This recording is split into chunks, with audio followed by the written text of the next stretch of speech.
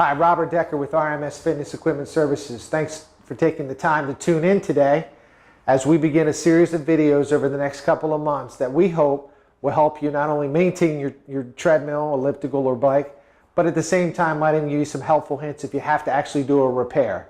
So today what we have is a Landice treadmill that we recently took delivery of, and what has been brought to my attention, which is something we experience a lot here at RMS Fitness, is customers will call in and say their walking belt is slipping. Now with the temperatures cooling off, a lot of avid users are coming inside, getting on their treadmill, those who run, and are complaining that while they're running they feel a hitch while using their treadmill, kind of like a knee-jerk reaction. Well, obviously that's not what the belt is supposed to do. So what we find is that treadmill belts will tend to stretch, either over time or because of the type of use that it's being put under. Now, one thing that most people will immediately begin to think is that if it's slipping, it must be the walking belt. Well, today I'd like to demonstrate the importance of checking the drive belt tension as much as you would the walking belt tension. Now, if you would, notice here that this particular treadmill is set at a walking speed. As I'm walking, I can feel a small hitch in my feet. So each time my foot comes down, I feel something not right. Now, if I was probably putting a little more pressure, I could probably even get the walking belt to slip. Now, what are some of the things you will notice when it slips? Well, you'll notice that the walking belt will come to a stop, but the drive belt itself will continue to spin. That is the symptom of a drive belt. And what we find is that if you don't take the time to adjust the drive belt, you at sometimes will cause additional damage by adjusting the treadmill walking belt too tight, causing damage to your rollers, and even sometimes stretching the walking belt beyond its use. Hence, hundreds of dollars of unneeded repair when all this time it was the drive belt. So why don't we take a moment and I'll show you how to adjust the drive belt on this particular treadmill. The importance of adjusting the drive belt can save you hundreds of dollars in additional parts. So today I'm going to show you the difference between an untensioned belt and a properly tensioned belt. Notice with me the drive belt that's on this unit. You'll notice that it's twisting way too much. Now the factory says it should be a 45-degree deflection. And in my experience, basically a 45-degree deflection is about that much. What's important here is that it's not so much the deflection itself, but the fact that we're going to adjust it according to your body weight and height.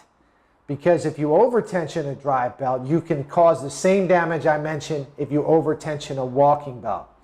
So if you haven't already noticed, we've gone ahead and inclined the unit, and the reason is on this particular Landice treadmill, the adjustment for the drive belt is found on the underside of the motor pan. So what you need is a 7/16 open end wrench. Now for me, fortunately, I have a ratcheted style wrench because again, we're probably going to have to make several turns on this unit. So I'm going to go ahead and start the adjustment on this. Again, putting tension on the motor itself so that I can adjust it properly. I check the tension and I continue to make the adjustments as necessary. Again, the important part here is to check your tension each time that you make a turn or two on the bolt. Now see, I've got a deflection in my experience that is exactly where I need it to be. But imagine if I was in your home making this adjustment. Once I finish the adjustment and I feel comfortable with the adjustment, I'm now going to ask the user to get on. So if you were doing this, you want to make small adjustments. You feel the tension on the drive belt. You'll notice there, if you just take a moment just to look at that for me, you notice before I was able to twist the belt completely. Well, now you can tell I've got enough tension on here that should prevent the belt from slipping.